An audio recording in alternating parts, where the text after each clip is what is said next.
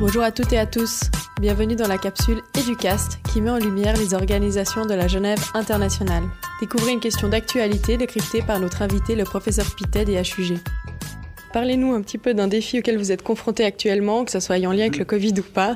À vous de nous éclairer. Bon, écoutez, il est bien clair que si je prends le défi au sens global, bien entendu que j'aimerais que cette stratégie qu'on a développée pour l'Organisation mondiale de la santé soit totalement universelle, c'est-à-dire couvre tous les hôpitaux du monde entier, y compris dans les hôpitaux en voie de développement. Et c'est pour ça qu'on a fait des développements spécifiques à ces pays, qu'on a donné la solution hydroalcoolique à l'Organisation mondiale de la santé, qu'on a fait en sorte qu'elle soit libre de brevets et que du coup, elle puisse être utilisée partout dans le monde.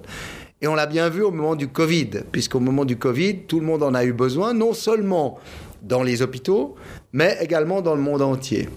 Et à ce moment-là, eh bien, on le sait, les compagnies pharmaceutiques qui produisaient de la solution hydroalcoolique au jour le jour étaient totalement incapables d'en produire pour la demande qui tout d'un coup a été multipliée par 20, 50, voire 100 dans le monde. Et donc, le fait qu'on ait donné cette solution hydroalcoolique et qu'elle soit disponible, libre de brevets, les gens ont pu en fabriquer dans le monde entier. Maintenant, évidemment, que si vous me posez la question, à quoi passez-vous aujourd'hui le 80% de votre temps? Eh bien, c'est évidemment à la problématique de Covid.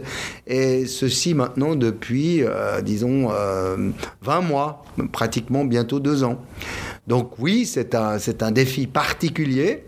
En plus, le président Emmanuel Macron m'a donné le mandat d'évaluer la façon avec laquelle la France avait géré cette pandémie, mais en me demandant de le comparer avec des pays à l'étranger. Donc j'ai comparé avec les pays européens, avec d'autres pays dans le monde, et ça m'a donné un accès à ces informations.